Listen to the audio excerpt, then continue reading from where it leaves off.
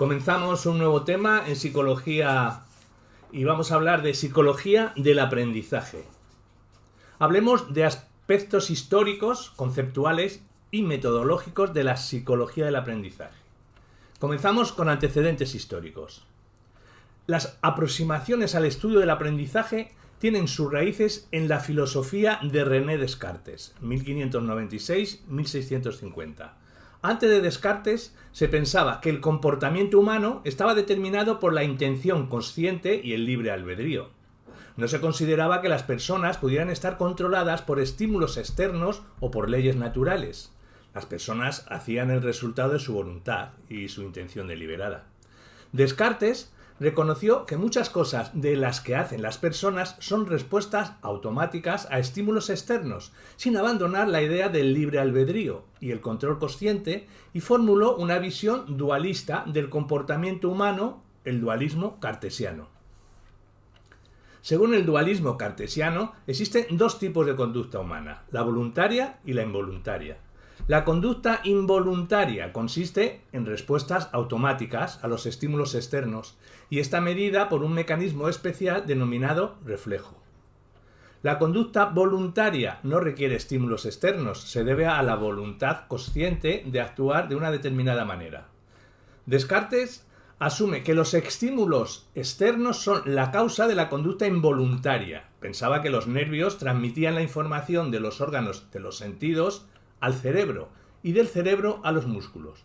Pensaba que los animales no humanos eran los únicos que tenían conducta involuntaria. Los humanos eran los únicos que realizaban acciones conscientes y voluntarias. Descartes pensaba que la mente y el cuerpo se conectaban en la glándula pineal, cercana al cerebro. El dualismo mente-cuerpo introducido por Descartes dio lugar a dos tradiciones intelectuales que constituyen la base del estudio del aprendizaje moderno, como son el mentalismo, que se ocupaba de los contenidos y el funcionamiento de la mente, y la reflexología del mecanismo de la conducta involuntaria. Hablemos del desarrollo histórico del estudio de la mente. ¿Qué era lo que se denominaba innatismo? Descartes pensaba que todos los seres humanos nacían con ideas innatas en la mente, independientemente de la experiencia personal de cada ser humano.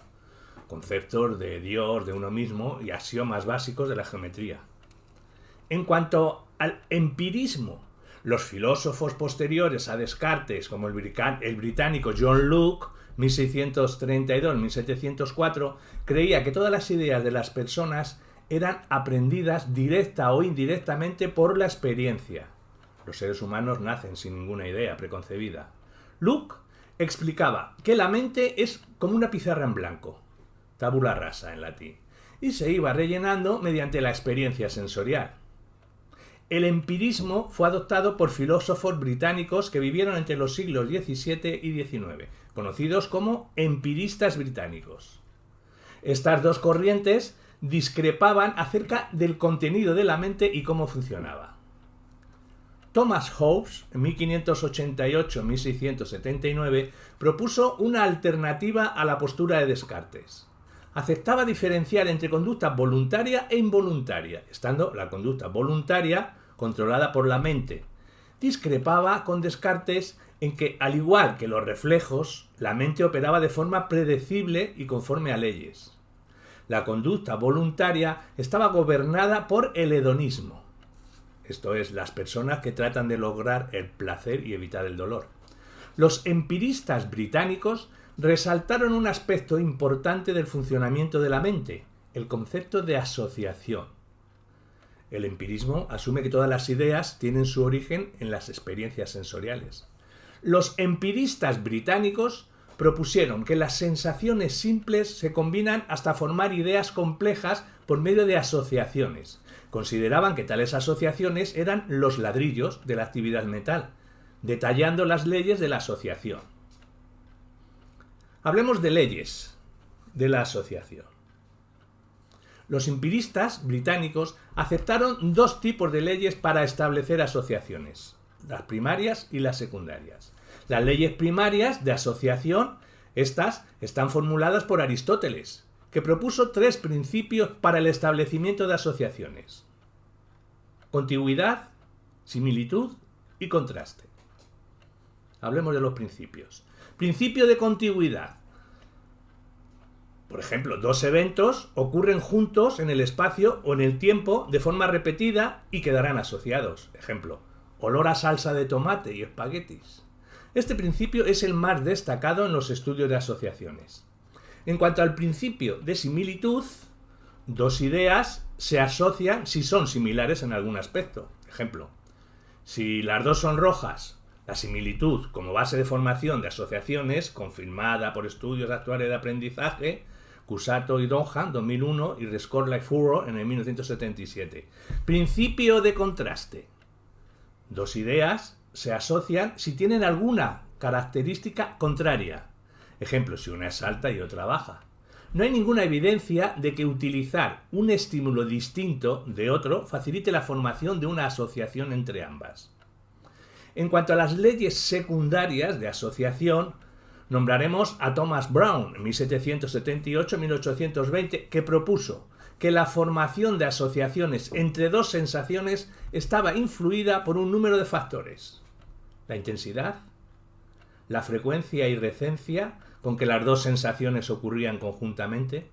Se consideraba que la formación de una asociación entre 2 eventos dependía del número de asociaciones anteriores en las que cada uno de dichos eventos estaba involucrado, y la similitud entre estas asociaciones pasadas y la que se forma en el presente. Los empiristas británicos no realizaron experimentos para determinar si las leyes eran válidas.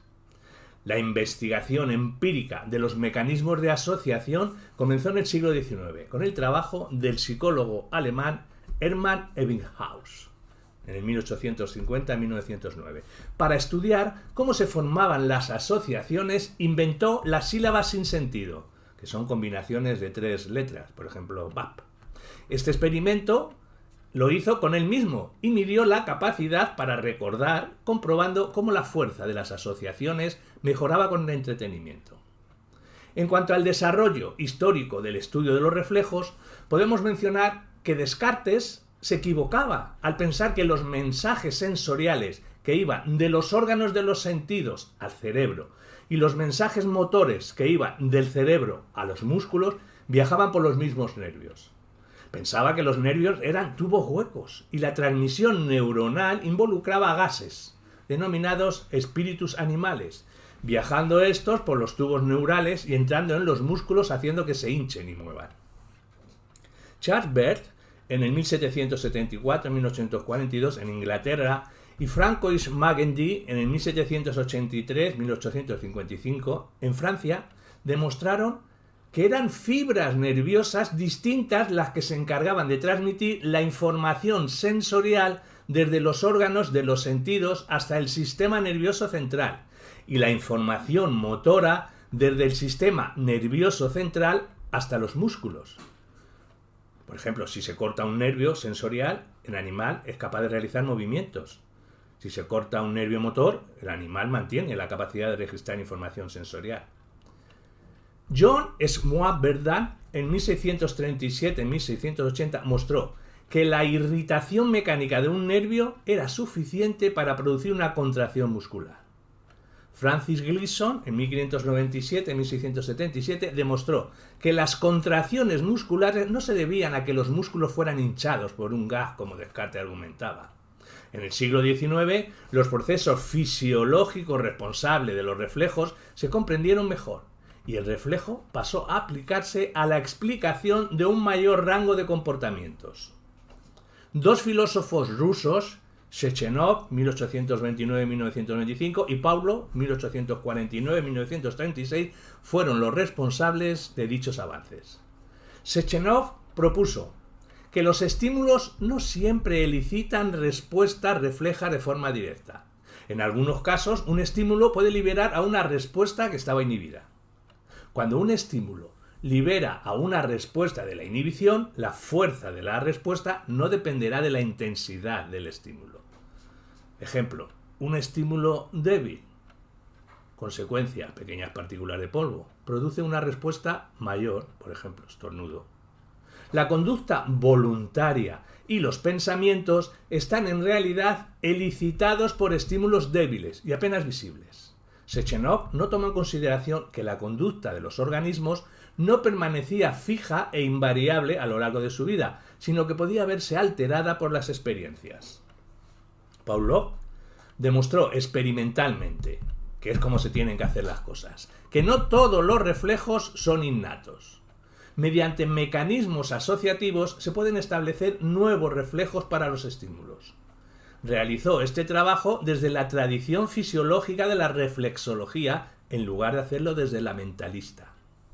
Gran parte de la teoría moderna de la conducta se ha construido sobre el concepto de reflejo, estímulo-respuesta y el concepto de asociación. Los estudios actuales de aprendizaje han demostrado que existen conexiones entre estímulo-estímulo y de estructuras asociativas modulares o jerárquicas. Smahul y Holland, en 1998. Descripciones cuantitativas de la conducta aprendida que no recurren a asociaciones ha ganado terreno en algunas áreas. Gallisten en el 2000 y Gibbon en el 2001 han sido resaltadas por científicos que trabajan en la tradición signeriana del análisis de la conducta, por ejemplo, Mathur en el 2001. El análisis de tipo asociativo continúa jugando un importante papel en investigaciones tanto fisiológicas como conductuales, por ejemplo, Dickinson en el 2001. Algunos han complementado los mecanismos asociativos con otro tipo de procesos, por ejemplo, Denniston, Sabanton y Miller en el 2001, Miller y Escobar en el 2001. El amanecer de una nueva era. Los estudios experimentales sobre los principios básicos de aprendizaje se realizan frecuentemente con animales no humanos y dentro de la tradición reflexológica. La investigación del aprendizaje animal comenzó a tomar vigor hace algo más de 100 años. Esta investigación recibió su impulso principalmente de 3 fuentes, que continúan dominando la investigación actual de aprendizaje. Nombrémoslas: la cognición comparada y la evolución de la mente, la neurología funcional, el funcionamiento del sistema nervioso, y los modelos animales de la conducta humana. En cuanto a la cognición comparada y la evolución de la inteligencia. Esta surgió como consecuencia de los escritos de Charles Darwin, en su segunda obra en importancia, El origen del hombre. Darwin argumentó que el hombre desciende de algún ser más primitivo, a pesar de que se desconozcan aún los eslabones intermedios, reclamando la continuidad entre los demás animales y los humanos. Trató de caracterizar la evolución de los rasgos físicos y la evolución de las capacidades psicológicas o mentales, siendo su opinión que la mente humana es producto de la evolución. Mantuvo que los animales eran capaces de creer en entidades espirituales.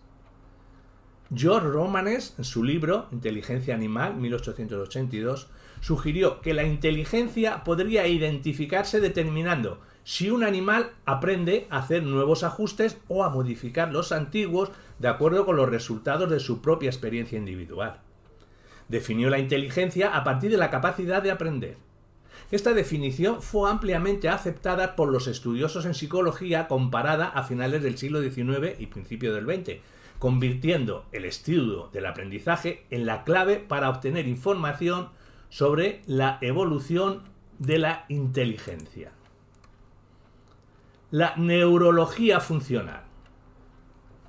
La nueva era dio lugar al interés de utilizar los estudios de aprendizaje animal como medio para estudiar el funcionamiento del sistema nervioso. La línea de investigación fue iniciada por Ivan Pavlov, que se comprometió con el principio del nervismo, que es las principales funciones fisiológicas que están gobernadas por el sistema nervioso. Gran parte de su trabajo lo dedicó a la identificación de los mecanismos neuronales de la digestión. En 1902, los investigadores británicos Bayliss y Starling publicaron que un importante órgano digestivo, como el páncreas, estaba controlado parcialmente por factores hormonales y no por factores neurales. Debido a lo acontecido, Pavlov pasó a investigar los reflejos condicionados De esta forma, consideró los estudios de condicionamiento como un medio para obtener información sobre las funciones del sistema nervioso. Kandel ha comentado que el principio central de las modernas neurociencias es que todo comportamiento es un reflejo del funcionamiento del cerebro. Kandel, Swart y Jesser, 1991. Los estudios conductuales del aprendizaje pueden proporcionar pistas sobre el sistema nervioso potencial del sistema nervioso, de las condiciones en las que el aprendizaje puede tener lugar, del mecanismo por el que persisten las respuestas aprendidas y las circunstancias en las cuales la información aprendida es o no accesible. Investigaciones de tipo neurofisiológico. Hablemos de modelos de animales de conducta humana. La investigación con animales podría proporcionar información útil para comprender el comportamiento humano. Sistematizada por Dollard y Miller en 1941 y sus colegas Dove, Bower y Sheehan en 1936 y desarrollada por Skinner en 1953. Investigaciones realizadas con modelos de múltiples especies, primates, palomas, ratas y ratones. Puede ser arriesgada y controvertida. Arriesgada si realiza de forma injustificada y controvertida si las razones no se entienden apropiadamente. Para que un modelo sea válido debe ser comparable con el objeto real en relación a los rasgos o función sometidos a estudio, el rasgo o función relevante. Los modelos animales permiten investigar problemas que son difíciles o imposibles de estudiar directamente en personas. Lo importante es que el modelo animal y la conducta humana sean similares respecto a los rasgos relevantes del problema en consideración. Pongamos un ejemplo: la similitud de ratas y humanos al evitar comidas peligrosas. Las razones para el uso de modelos animales en la conducta humana fueron planteadas por Dollard y Miller en 1950, siendo partidarios de una integración en la que los estudios de laboratorio realizados con animales no humanos se usaran para aislar e identificar fenómenos que podrían posteriormente ser estudiados con éxito en personas. Durante los años 60 se mostró que numerosos principios de aprendizaje eran relevantes para la práctica clínica, desarrollando tratamientos y en la explicación etiológica de muchos problemas, apaciguándose este fervor con la terapia cognitivo-conductual. Avances recientes en la teoría del aprendizaje han motivado una vuelta a las explicaciones basadas en el aprendizaje para dar cuenta de importantes problemas en humanos como los trastornos de ansiedad. Nombramos a Boughton, Mineka y Barlow en el 2001. Los modelos animales han llevado al desarrollo de procedimientos que actualmente son empleados con personas como el biofeedback, la enseñanza programada, desestabilización sistemática. Los modelos de animales de aprendizaje y conducta revisten importancia en relación a la robótica y los sistemas de inteligencia artificial. En inteligencia artificial se utilizan mecanismos asociativos para permitir que las respuestas de estos sistemas sean modificables por la experiencia.